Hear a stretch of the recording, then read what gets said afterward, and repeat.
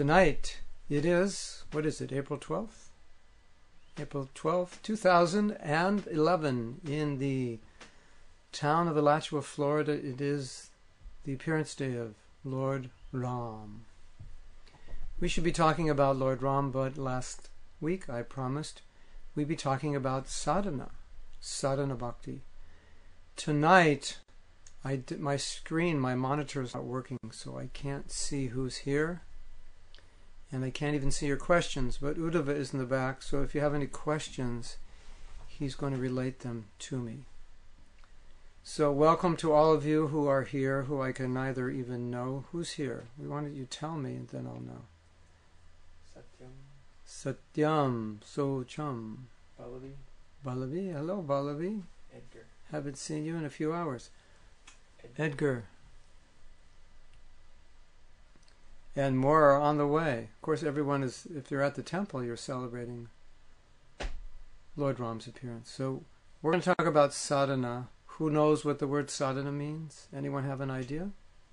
Sadhana. Sadhana means, it's like, sadhana is like learning something. Particularly, it also refers in the Krishna conscious perspective to learning something or doing something which you may not be spontaneously attracted to doing. You may not feel like doing it. So sadhana in Sanskrit means practice. And the idea of practice is you do something over and over and over. And there are many benefits of doing something over and over, and one of the benefits is gradually you develop more of a spontaneous attraction for doing that, a natural desire to do it. Something like when you're learning an instrument, it may be difficult, it may be painful, but once you learn how to play it, then it becomes spontaneous, you want to play it, you enjoy playing it. So if we liken this to a practice of sadhana, something we may be asked to do by our spiritual master may not be so enjoyable. We may not even want to do it. But because he has asked us to do it, because the Shastra has advised us to do it, we do it. And as we become purified, what happens? We develop a natural attraction, just like when we chant Hare Krishna. Sometimes it's time to chant in the morning and we don't feel like it, but we do it anyway. But as we advance, then naturally we want to chant. I remember telling you a story about a GBC sannyasi guru who admitted to the whole world that he could not chant 16 rounds. But actually it was good news, because what he said is, I can't stop at 16. I have to chant 32. So that's what happens through practice. Now, from sadhana we come to sadhya. Sadhya means the goal. By doing the practice, you get the result, or you come to the goal. Generally, the practice and the goal are not the same, are not always the same. You practice one thing to get to a different position. In Krishna consciousness, what we practice is also the goal, but the difference is what motivates the practice. So I'm going to be chanting Hare Krishna in the stage of practice. I am going to be chanting Hare Krishna in the stage of sadhya, perfection. The difference is only what is motivating me to chant.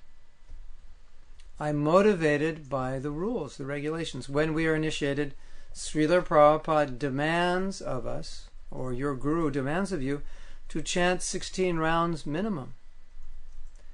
But when you have an attraction for chanting, no one has to demand that of you, because naturally you'll do that and you'll chant more than that. Because you're chanting because you want to, because you have an attraction for it. So that's the perfectional stage. So the practice continues in the perfectional stage. It's just the motivation has changed. Now, in the stage of sadhana, the stage of practice, the motivation to do it is because we know it is the right thing to do, because we know it will purify us. We also do it because our spiritual master asks us to do it. So recently, Pallavi, who was with us tonight, was asking me about sleeping. And I wrote her a letter about how we can control our sleeping. Not control it, well, I would say reduce it. Control it and reduce it, yes. Particularly how we can rise early in the morning, because that's such a good time to do sadhana, such a good time to read and chant and all these good things. And so I was contemplating, well, we hear, or if you haven't heard, you're going to hear now, that we should rise early. Prabhupada many, many times says, from 4 in the morning till 10 at night, we are serving Krishna. So where did he get this? Was that arbitrary? 4 in the morning till 10 at night? Well, deity worship goes on from 4 in the morning till 10 at night. So that's why Prabhupada says from 4 in the morning till 10 at night, we're serving Krishna. And anyone who lives in the temple, Prabhupada said, must rise by 4. That's the practice. And in India, just like Pallavi is from Jaipur. In Jaipur, if you go to the Radha Govinda temple at 5 o'clock, Pallavi, how many people are there at Mangalarti? Do you have any idea? 300, 400, 500? The last time I was there was maybe 15 years ago, and I remember people streaming in Mangalarti at 5 o'clock. So it was normal for them. They were practiced to rise early. It's a godly time. So it's a good time to be up. People who practice spiritual life, who traditionally have practiced it, or come from cultures that have practiced it, will rise early. Late at night is not as good as early in the morning. So they go to bed early and they rise early. So I was thinking, so we may know that we should rise early. You may have already heard from Srila Prabhupada that you should rise early, at least an hour and a half before the sun rises, which is called Brahma Muhurta.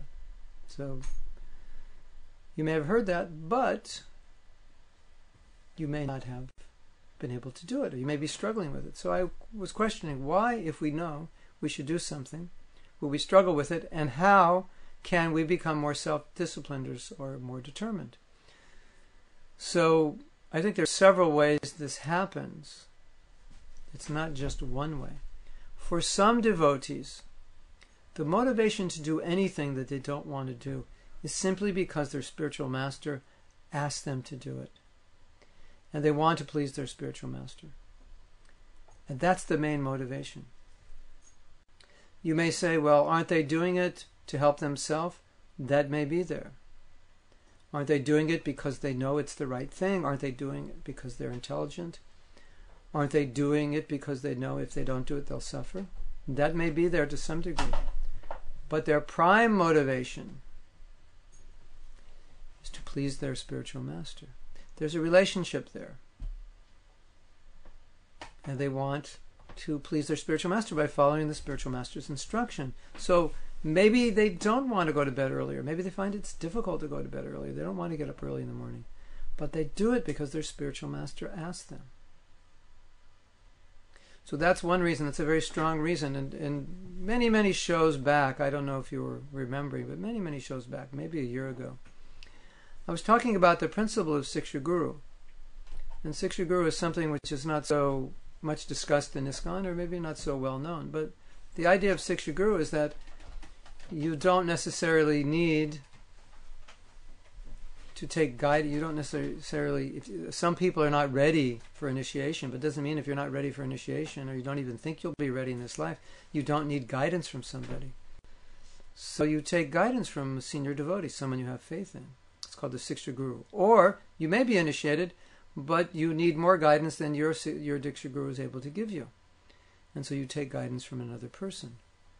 So I was recommending, or I was realizing, that a lot of devotees need this guidance, but they don't take it for one reason or another. Or maybe they don't think it's proper to approach somebody, or they're not going to be initiated soon, and they haven't chosen their guru, so they just don't think they should take guidance from someone if they haven't chosen them to be their guru. Or they already have a guru and they're getting some instruction, and they don't realize they would do better if they took shelter of someone else or got some guidance. Maybe not take shelter in that sense, but got some guidance. So when there's a relationship like that where you're hearing from someone and that person is helping you, the desire to please that person becomes a very strong motivator in your life, and it enables you to do things that ordinarily you wouldn't, that would either be difficult or you wouldn't be able to do them because you want to please that person. So that's the Vedic paradigm of teacher-student. The idea is always to please the teacher. And that's there in the Bhagavatam. If you please the guru, then naturally Krishna is pleased, and you get an attraction for hearing about Krishna just by pleasing the Guru, and you start to take on the qualities of that person. So it's not just there's one person who's Diksha Guru and that's it. There may be many people who can be Siksha Gurus for you, temporarily or permanently. So that's a motivation for many. For some, that's the only motivation that they need. It's just my spiritual master has asked me. So just like in our temples we sing this song, Sri Guru Charana Padma, it's Bengali, Kevala Bhakti Sadma. It's a glorification of the spiritual master by Narottam Das Thakur. And one of the lines he says, Guru Mukha Padma Bhakya Chitete Karya Aikya. So Guru Mukha Padma Vakya means the words coming from the lotus mouth of my Guru. Chitete, my consciousness. Koriya Aikya, I want to make my consciousness one with the words of my Guru. In other words, I want to make those words my life and soul. That's my desire, that his words become my actions. That's the idea. So when we're in that consciousness, that the words of the Guru become my action, and my action becomes non-different. My action is aligned with the instructions of my Guru, because I want to please him by following him. That becomes my motivation. That's a very, very powerful motivation. We look at the early days of the movement, so much sacrifice was made to spread Krishna consciousness. We had very little facility, very few temples, very little money. It was very austere, but the motivation was we wanted to please Prabhupada. We wanted Prabhupada to be happy. We wanted to see him smile. So that motivation enabled us to detach ourselves from anything that would get in the way from pleasing Prabhupada. And that's what pushed us. So that's really, really an important principle in Krishna consciousness, is pleasing the superior authorities. And this is a tradition within Vedic culture. There's so much respect given to authorities, satisfying the superiors, whether it be the parents or the teacher, the guru, the priest, the older brother, the older sister. That's the culture. And that becomes a strong motivator to do things that we wouldn't even want to do. Now, in the Western culture, sometimes we look at the idea of arranged marriage, we don't understand it. To us it's strange. How can people do this? But if you're raised in a culture where you respect the elders and their guidance, then it's natural. Yes, the elders will guide me, and I'll do what they say because they have my interest in mind, and I want to please them. I want to make them happy. And so by marrying a certain man or woman, knowing that the elders are pleased, often you can weather the storms and make all the transitions you need and make sacrifices and so forth, because you're doing it for a higher purpose. So that's a motivating factor if you would like to rise earlier, for example, or not just rising earlier. We're using that as one example, but let's use any example. If you would like to regularly chant, or chant more, or chant better, or you would like to study Prabhupada's books more regularly, or you would like to do some deity worship at home, some form of deity worship, if you like to get more association of devotees, or you would like to make your home like a temple, more temple-like, then doing that in connection with pleasing Guru can become a strong impetus. The reason I presented these 5 activities is because this is called Panch Anga Bhakti, and there are 64 items of devotional service, but Shastra says, I believe it was Lord Chaitanya also said, that of the 64, these 5 are the most important. That's Kirtan, chanting the holy name, hearing Srimad Bhagavatam, Sadhusanga, associating with devotees, worshipping the deity, worshipping Tulsi, and living in a holy place. So if you don't live in a temple, or you don't live in Vrindavan or Mayapur or Jagannath Puri or some holy place, what it means to live in a holy place is you make your home like a temple. You make your home the holy place. So your home is clean, it's not messy, there are Krishna conscious activities. If you want to make your home a holy place, then blaring some mundane show is not what goes on in a holy place. Is it? I don't think so. Sinful activities don't go on in a holy place. You just get the idea if you want to make your home a temple. And worshipping the deities, that's a regulated activity done every day, ideally at the same time. What if you're not qualified? You have pictures. You offer incense. You offer your food. You offer flower. You do some kind of puja. You offer prayers. You know, one of the main aspects of puja is kirtan and prayer and mantra. So you can chant many mantras, even to a picture of the deity. You can even put the Hare Krishna Maha Mantra on your altar and worship that. You can even put Srimad Bhagavatam on your altar and worship that. They're all non-different from Krishna. But sadhu sangha, we need to get the association of devotees. This is a practice of sadhana, one of the main practices. Without sadhu sangha, we're finished. So if we don't live near a temple, we have to somehow go to a temple when we can, go to festivals like the Festival of Inspiration, Mother's Day weekend, or like the Sadhana retreat. We're having a Sadhana retreat here in 2 weeks, where devotees are going to come together Friday night, Saturday, and Sunday, and just stay together and do Krishna conscious activities. And we created the sadhana retreat primarily so we can get association with one another, because we don't always get it. Some of you don't live near a temple. Some of you live near a temple, but you're so busy you have little time to go there. So sadhana retreat means you stop. Stop everything. Don't do anything. Turn your cell phone off. Turn your computer off. Just go to the sadhana retreat and hear and chant in the association of devotees. So we created the sadhana retreat for that purpose, to give association. It's so important. We can't maintain our Krishna consciousness without association. It's our inspiration. Not only is it our inspiration, it gives us guidance by discussing with devotees. We open our minds and hearts to them. They open their minds and hearts to us. We discuss our challenges. We discuss our ecstasies. We discuss our appreciation for Krishna consciousness. We discuss our problems. Sadhu Sangha it's everything. Prabhupada writes in the, I'm not sure, maybe Bhagavatam or Chaitanya Charitamrita, the devotional service cannot be perfect, cannot be successful, cannot be relishable without the association of devotees. So, there's kirtan, there's hearing Bhagavatam, hearing Prabhupada's books, essential activity to purify our consciousness.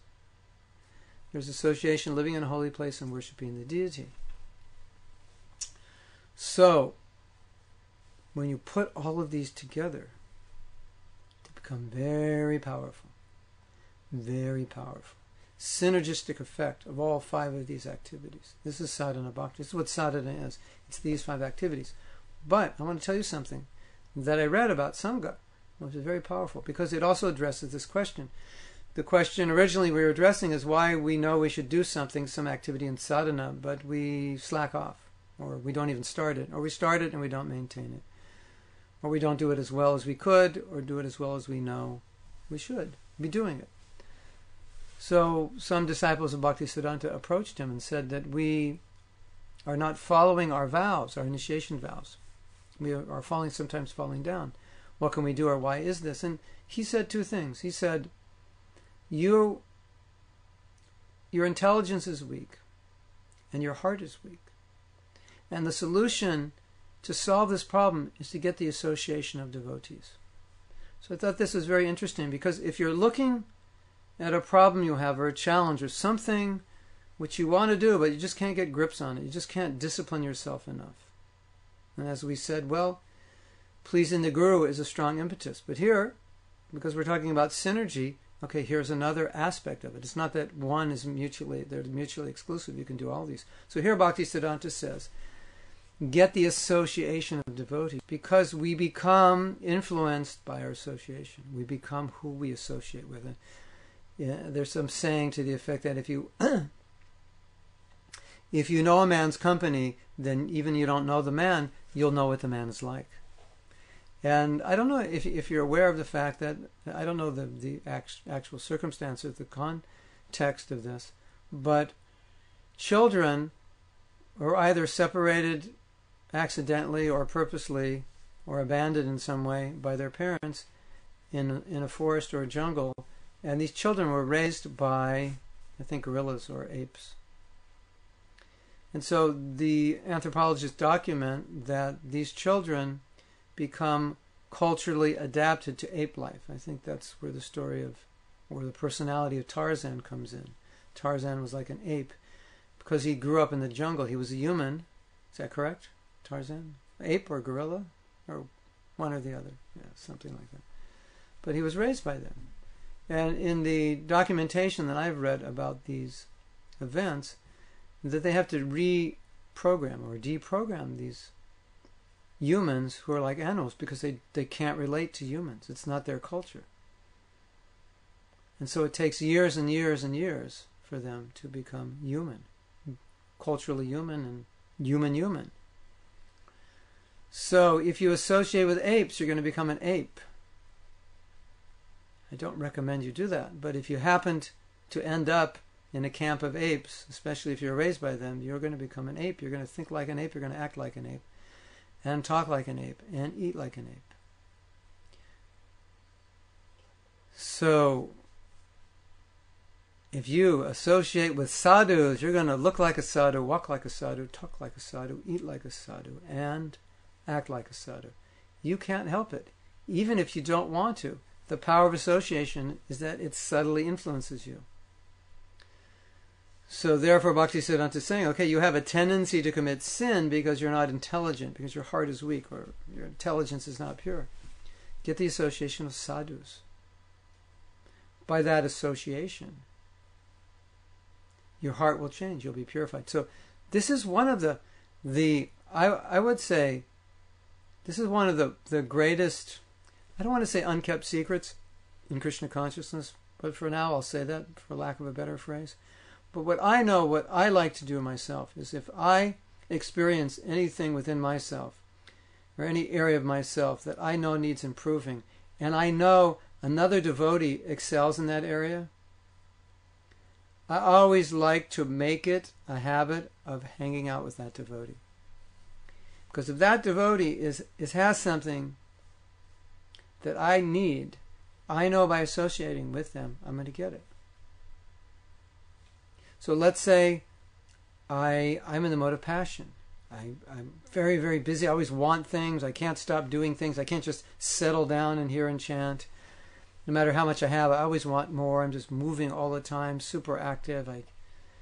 So I should find someone, or think of a friend I have who's very sattvic, who's very peaceful, who was very disciplined, self-controlled, and very intentional in how his life is organized. He doesn't just passionately, impulsively do things, but is very, very organized according to a plan.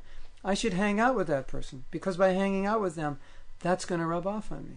I shouldn't hang around with other passionate people. I remember one time devotees who had a business asked Prabhupada, or they said to Prabhupada, said, Srila Prabhupada, you are encouraging all the devotees in book distribution or in college preaching or in deity worship, but you're not encouraging us in business. And Prabhupada said, you don't need encouragement in business. You're already naturally doing that. You need encouragement in sadhana. So that's the idea. We may have a certain nature which is perhaps not ideally suited for a sattvic life. So we don't want, if we hang around with people like that, it's going to reinforce it.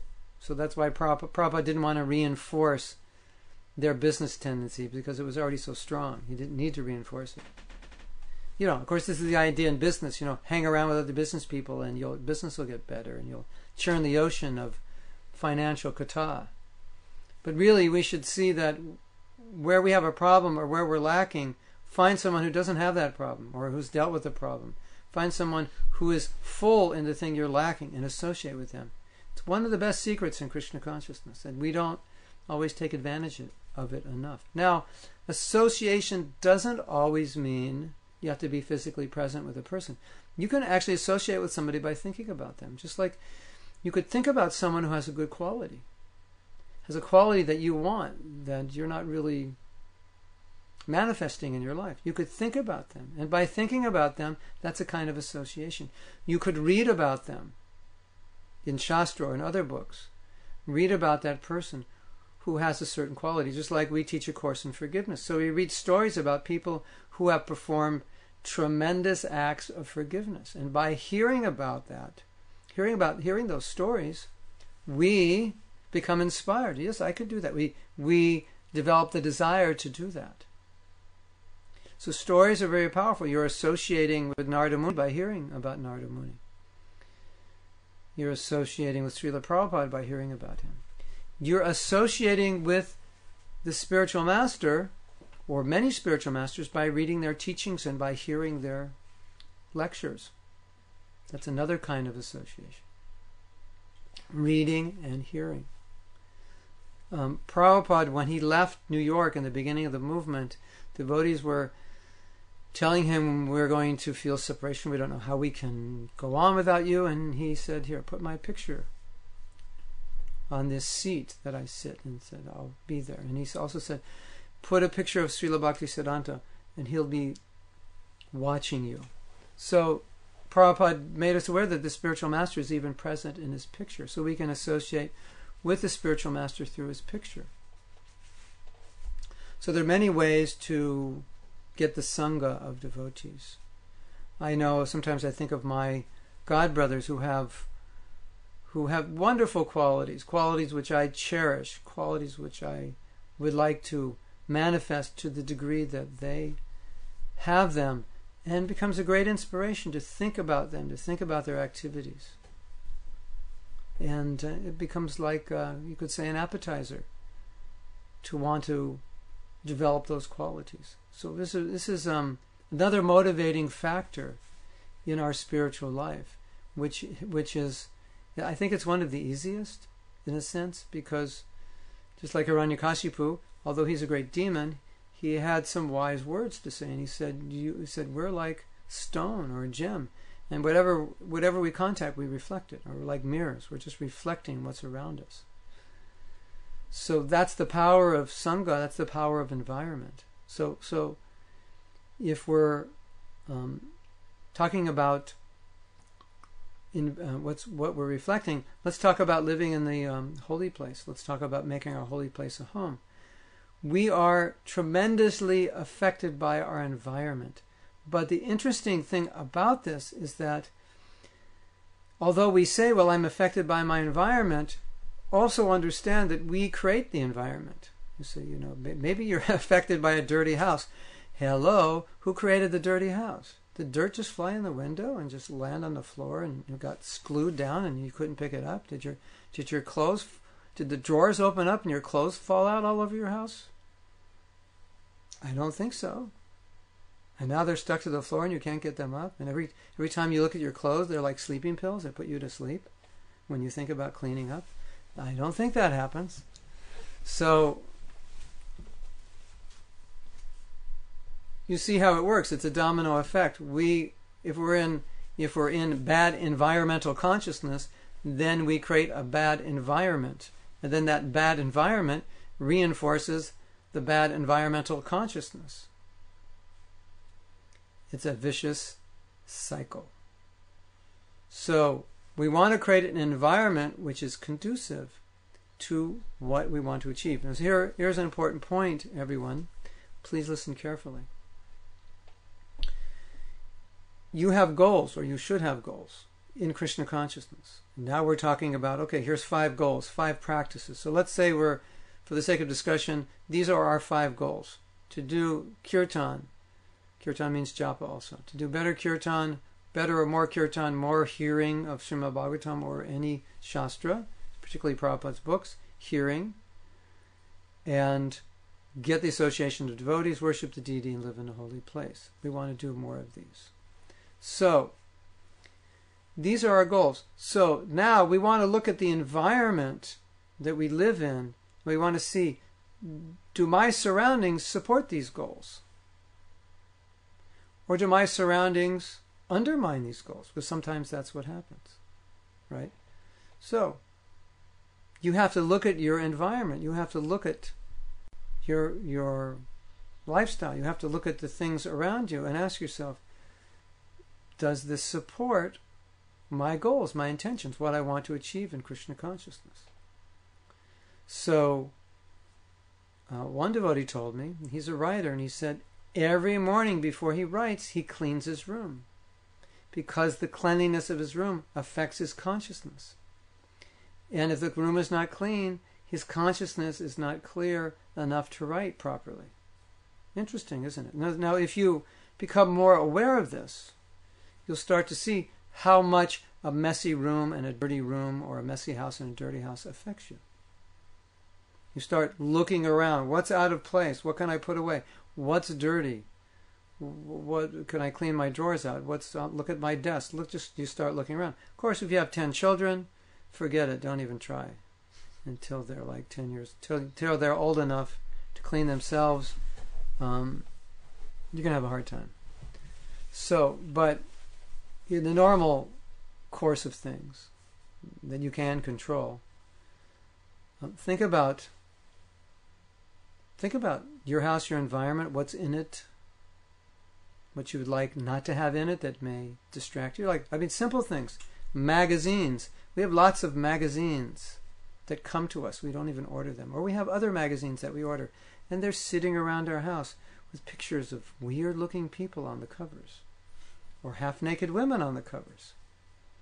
Prabhupada said you shouldn't read the news magazines because by doing so, you'll see the faces of the politicians. And by seeing their faces, you'll become polluted. Believe it or not. Because the face is the index of the mind. So who would think like that? And then you have all these Newsweek magazines around with pictures of different politicians on the covers. Who would even think that's affecting my consciousness? It is. You want pictures of Krishna. You want pictures of gurus and sadhus in your house. Right? And if you read these magazines, then just tuck them away somewhere. So these people's faces are not around and surrounding you. Now, let's talk about the big, bad one-eyed bandit. Who knows what the one-eyed bandit is? Anybody out there? It's called television. So what does television? What's so special about television? The special thing about television is it brings the entire, I don't say the entire material world, but it brings more of what's going on in the material world into your home than you could ever bring in yourself. So here you are, a nice Hare Krishna devotee, trying to make your home like Vaikuntha, trying to make everything sattvic and peaceful. And then you turn on the TV and you start importing these lower modes of nature into your home, these horrible sound vibrations, which Prabhupada called the nuisance sound of sense gratification in the first canto of the Bhagavatam. The nuisance sound of sense gratification. Problem is we don't think it's a nuisance. Maybe we do, and maybe some of us don't, but we should. And this is how the modes of nature work, because Prabhupada said, if you're in the mode of ignorance, then if you bring the mode of ignorance into your life, it doesn't bother you because you're synced with that mode. Have you ever noticed some people are very dirty, and if you're a clean person, you wonder to yourself, how can that person stand to be so dirty? If I was that dirty, I would go insane. And have you ever thought like that? Yeah, if you're clean. But if you're a dirty person and you see another dirty person, you don't even notice that person is dirty, because it doesn't bother you. So if you're in the mode of ignorance, things in the mode of ignorance don't bother you. So look around your house. If you find things dirty, if you find things messy, if you find you've left a mess there for the last 6 months you haven't yet cleaned up, that you've been promising yourself every Saturday morning you're going to clean it up for the last 6 months, just try to understand there might be a little bit of influence of the mode of ignorance affecting you. And by cleaning it up, at least you're coming to passion. At least you're moving, getting things moving there. Yeah, let's get moving, passion, yeah. But really you want to come to goodness, so that when you come into your home, you just feel calm. And that's the place you can do your bhajan, you can do your sadhana in that environment. Okay, if you have kids, young kids, talking about calm house, yes, it's calm after they go to sleep. Other than that, it's not so calm. So take advantage when they're sleeping if you can, so you can become, of course, a lot of you go to sleep when they go to sleep. That's also another problem. So, for all of those of you who have small children, don't believe anything I say. You can't apply anything. No. Take whatever you can apply, and whatever you can't apply, don't worry. You'll be able to do it later, because sometimes now it's not possible to apply everything. Just do what you can. Do the best you can. These are general principles. We're trying to understand them, apply them. So we're talking about alignment here. I want to align myself. I want to come to the mode of goodness. from the mode of goodness, I can practice Krishna consciousness. That's where I want to be. So I want to create an environment in my house. That's the mode of goodness. Bring your children to the mode of goodness. Get them regulated, clean. Sadhana means regulation. So if you want your house to be like a temple, then everyone in the house should be regulated like in a temple, regulated around the deities. Okay, we're going to have kirtan every morning at this time, or every evening at this time, or we're going to read together at this time. So you create some regulation. The more you can make your house like a temple, the more you're living in Vaikuntha. And actually, if it's a temple, you want to keep it clean, keep the altar nicely decorated, incense burning, and so forth. Nice pictures. And oh yeah, we were talking about the television. Yeah, the TV and the TV playing shows in the temple that are not Krishna conscious. I've never seen that. Television is not bad. It's what comes out of the television is bad. So if you're watching something Krishna conscious, yeah, great. Something not Krishna conscious? But Prabhu, I have to be up on the news. Okay, all right. Just do it on the internet where you don't have to bother everybody. Don't do it too long because Prabhu, the news today is the same as it was yesterday, in case you haven't noticed. Some disaster here, some politician caught doing some hoochie-coochie over there, some politician caught stealing some money, some bill one politician's trying to pass, other politicians are trying to tell the world that this guy is crazy, his bill is useless. These things, okay, maybe some things relevant that we need to know for our business or survival, okay. But don't hear, okay, let's talk about hearing Bhagavatam. Hearing Bhagavatam, think. Time I waste reading other literature, which has no relevance to my spiritual life, I could be reading the Bhagavatam. In the last days of your life, you're not going to regret that you didn't read every issue of Newsweek magazine. But you will regret that you didn't read enough of the Shastra. There's no question. It's like, why didn't I read more? Why didn't I learn more? I was such a fool. Something to think about. The value of hearing. Hearing strengthens, purifies the intelligence. Hearing is powerful. Hearing directs our consciousness. In the conditioned state, we can see Krishna through our ears. Prabhupada said that so many times. You don't see Krishna with your eyes. You're not qualified. But you see Krishna with your ears. That's how you understand who Krishna is. In the conditioned state, if you saw Krishna, you wouldn't understand who he was. You wouldn't actually see him. But you see him by hearing from the spiritual master. That's the idea. So Prabhupada stressed hearing. Now, interesting point. For those of us who are impatient, who have been practicing Krishna consciousness, doing the same thing, year after year after year after year, wondering, when am I going to become Krishna conscious? Well, we have been conditioned for many lifetimes. How many lifetimes? 10? No. 20? No. 100? No, I don't think so. 1,000? Probably. 100,000? Maybe. 100 million? Maybe. So we're conditioned to think and act in a certain way. Lifetime after lifetime after lifetime after lifetime. So if you found a book that had been soaked in water and dried out, you would find the pages to be all curled up.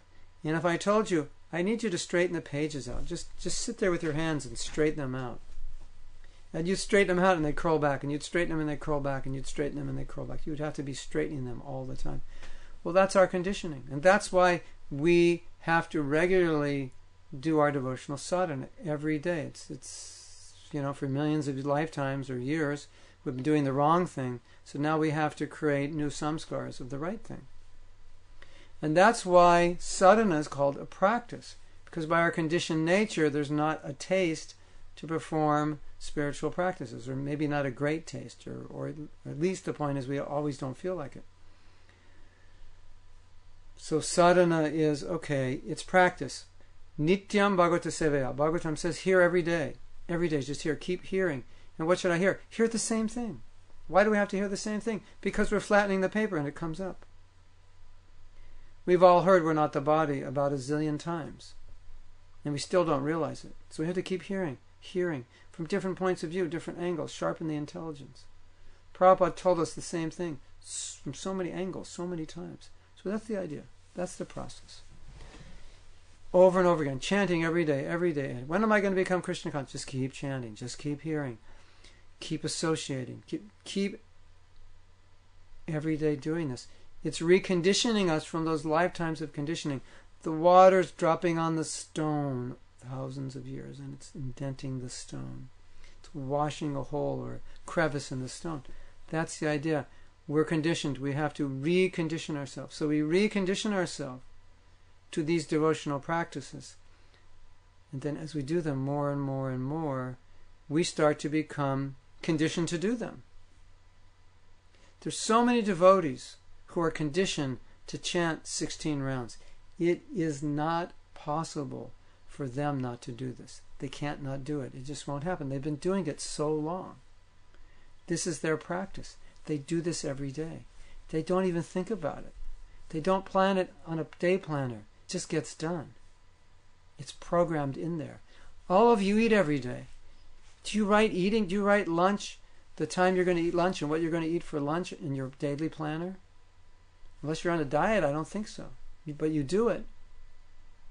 It's just you do it. That's all there is to it. So when we develop practices, gradually those practices turn into habits. They turn into ways of life. Habits become your way of life.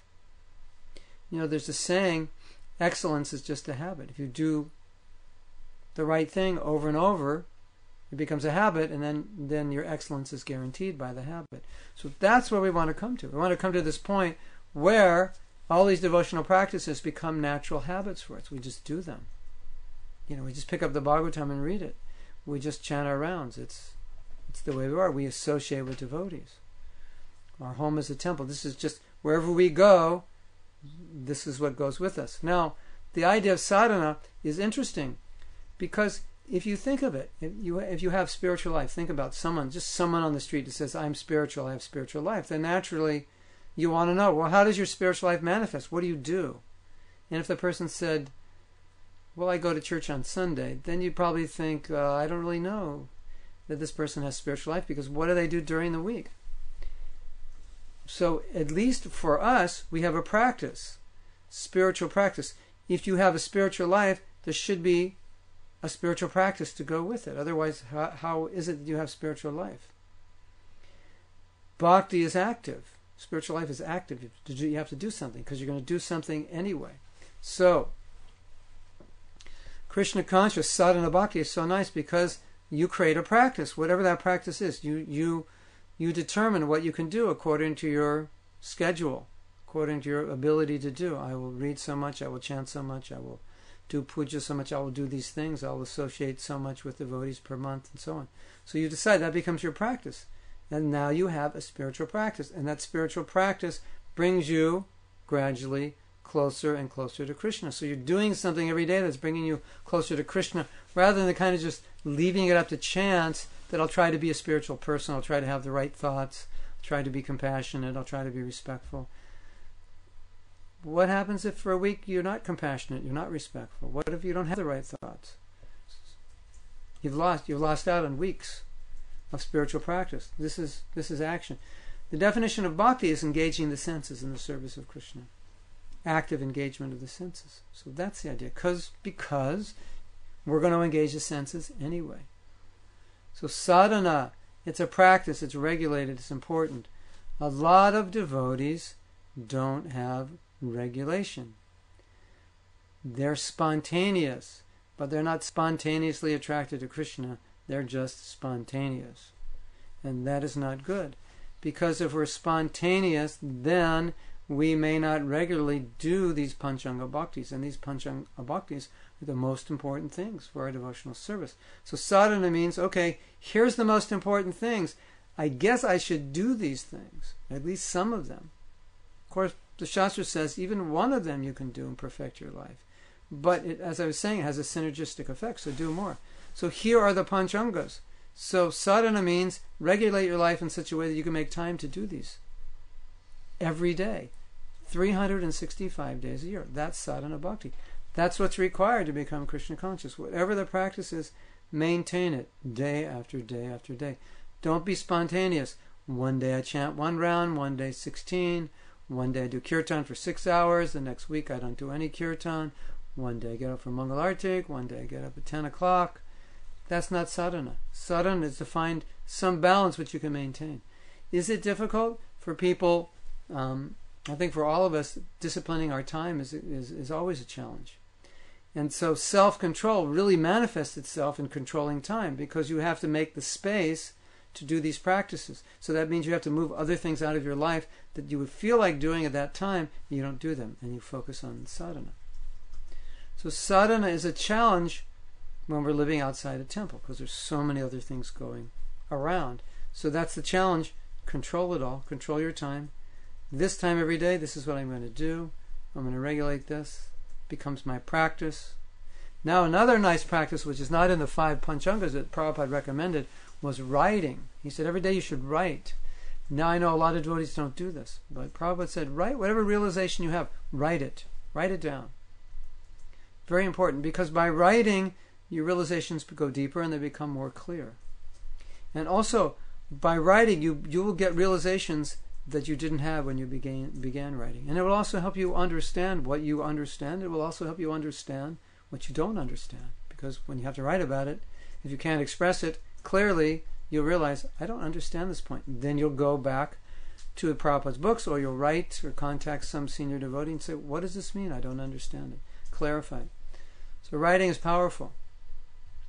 Very powerful. Write every day, Prabhupada said, a few words, your realization, whatever it is, a few lines.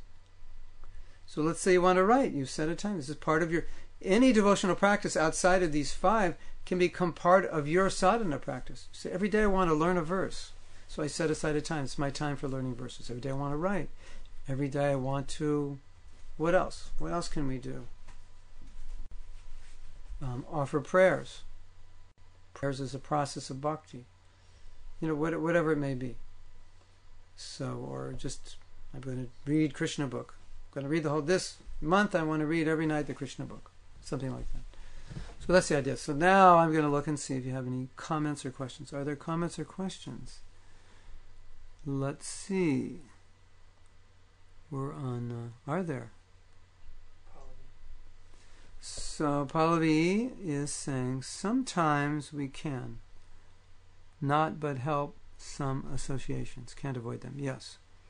There is a fear that we might get influenced by them. Yes.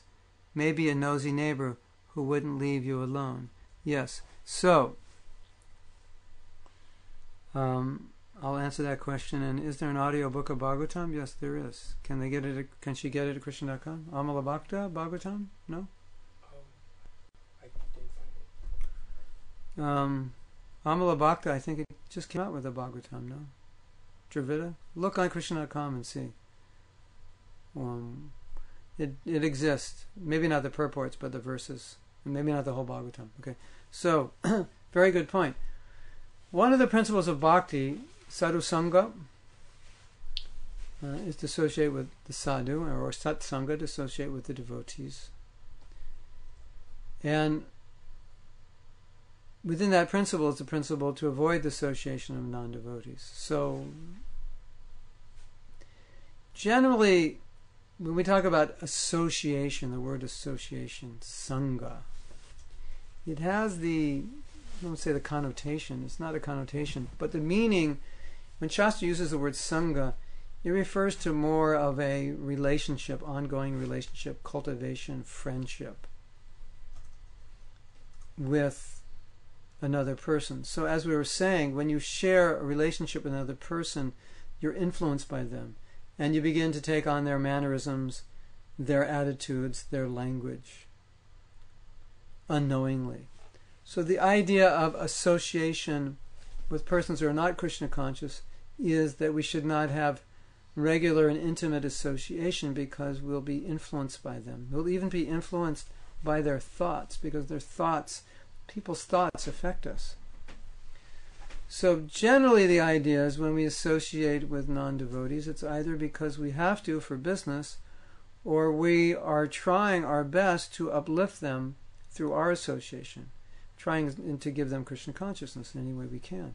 So associating with people who aren't Krishna conscious for the purpose of giving them Krishna consciousness is very uplifting, because you want to be a good example, and you want to be able to express the teachings of Krishna consciousness well, and by expressing them yourself, they become more clear and vital in your own life. And you become more inclined to practice what you're teaching others. So maybe your nosy neighbor could now become so nosy about you that you can tell her everything about Krishna. Everything you're realizing about Krishna, since she's so nosy and wants to know everything about you. And you create that kind of relationship. And I guess if she's not interested in Krishna, she won't be so nosy. And if she is, maybe she'll become a devotee. So, you can see, are there opportunities in associating with other people to bring up something spiritual, to kind of alter where the consciousness or the conversation is going? Then what to do about associations where you can't avoid, or where they're you have to be in that particular situation. Then all we can do is to try to avoid those as far as possible, and when we're in them, it won't be so bad. The more Krishna conscious we are in our homes, then we go out in the world, we are very fixed in our own consciousness, and the short associations we have with other people will not be so effective, will not affect us so much. Now, someone may say, yeah, that works, but if you go to work and you're in this association daily, then it can affect you, and that's true, it can. And I would say, the more people know what you believe and who you are, the more they'll relate to you that way. And they'll, when they're talking about getting a beer and this and that, they're not even going to think of you because they know you're not going to do that. Might even come down to a cup of coffee. They know you're not going to drink coffee. So you kind of train them how to deal with you. So they'll deal with you more like a devotee. So the more you act like a devotee, perhaps even dress like one, the more you show that you're a devotee, people will start to deal with you that way. And when you can't manifest it externally, then you always have to remember, I'm a devotee. And you can look at the activities of non-devotees and just think, I'm so happy that I don't do these things. And these things are really, the way they're trying to be happy is futile. And see that. And just see how they're misusing their human life, wasting their energy in endless pursuit of happiness, for which they will never find. So you could be thinking that way, in a philosophical way, looking at people working very, very hard, doing something they don't want to do. That's draining them, in order that they can get enough money to buy things that won't make them happy. And you can just look at that and say, I feel so sorry for you that you're in this consciousness. So we can think that way in the association of non-devotees. We can think how they are fruitlessly engaged in material activities. We can feel compassion. Of course, we understand why they're doing that. They're just trying to be happy. So we can see things in different ways, that even though we're in that association, we can still maintain our Krishna consciousness by maintaining a Krishna conscious perspective on what's going on around us. Okay, time is 9:05. We started 5 minutes late, so probably we're going to stop soon. Let's see what else we have here. We have an address. What? To find the digital media newsletter, in which we can find, if we have the Bhagavatam. Get updates when the BBT releases new audiobooks. Oh yeah, when BBT releases new audiobooks, you'll get updates. Very good. Edgar says, Prabhupada breaks devotees down into 3 groups. It shows that in the neophyte stage we need to be careful with our association, but in advanced stages the devotee sees no difference. Yes, in advanced stage the devotee sees everyone as a devotee. He sees that there is someone who's not a devotee, and that's himself, but everyone else is a devotee. He sees everything as Krishna. Everything is happening to Krishna by Krishna's desire. Somehow or other he sees only devotees. So we are advised to distinguish between advanced devotees, middle devotees, lower devotees, and non-devotees. So we know how to associate. And intimate association with non-devotees, it can be a problem. Then you'll say, well, what if my family members are not devotees? So then you have to deal appropriately, and you have to, you should let them know how you expect them to deal with you. So you can, again, create that Krishna conscious environment. The whole idea is you want to create a Krishna conscious environment wherever you are, so that the environment doesn't pull you down, or you don't have to spend all your energy fighting against the environment just to stand and just to stand up, but to speak of move forward. Okay, we have another. Edgar says, are there any devotees who are born as such as Maharaj Parikshit? And are there any devotees? Well, in India you'll find very advanced devotees, and you will also find, by Prabhupada's grace, that many of his disciples were really born to be devotees, but Prabhupada wasn't here, so they couldn't become devotees until they met him. And when they met him, they just became devotees and took to Krishna consciousness like a fish takes to water. But also you find in India many, many young boys who, at a very early age, will just renounce and leave home in search of a guru. So Maharaj Parikshit, that's special. Srila Prabhupada, that's special. But still, even if we're not born special, we have to, or we can, become special by the special process of bhakti and by the special grace of Srila Prabhupada, Nityananda Prabhu, and Lord Chaitanya. So anything is possible. Okay, I want to thank everybody. It's time to end tonight. We will see you next Tuesday, and we will continue our discussion. And before I go, I just want to remind you, www.bhaktilife.org. If you go to bhaktilife.org, you can learn about the Sadhana retreat, April 22nd, 23rd, and 24th, here in the warm weather of Florida, 1 hour from the Alachua Temple. And if you've never been to the Alachua Temple, you must come here. And if you don't come here, your life is not complete. To associate with all the wonderful devotees here in Alachua, to take part in all the wonderful activities that go on here. April 22nd, 23rd, 24th. Go to bhaktilife.com, read about the Sadhana retreat, get all the information you need to know, or you can contact me, mahat@aol.com. And we'd love to see you there. We've got 2 weeks before it's going to happen, so please sign up, please join us. I'd love to see you all. We can all come together and spend a whole weekend together, all of us together. From Friday night, we're going to get up in the morning early together. And I was going to tell you we're going to take a cold shower, but the water isn't cold here anymore.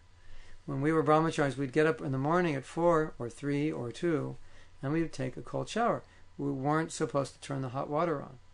So depending on the season and where you live, it was cold, colder, or colder. But here, even if you want to take a cold shower, it's not that cold.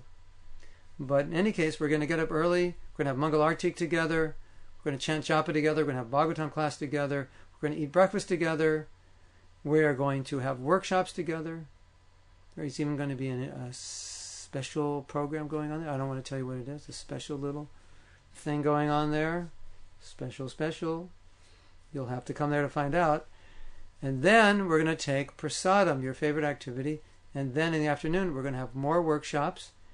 And a lot of these workshops are all going to be discussions, just talking about bhakti. And sharing our realizations, hearing from senior devotees. And then in the evening, Bhattahari is going to lead us in kirtan. And Bhattahari is going to do a special presentation on kirtan and japa, the difference between both. So you're going to get to hear that. And the next day, we're going to have more classes and workshops and chanting japa in the morning together, in the morning program together. And then we're going to celebrate and share. And we're going to do really special things on Sunday.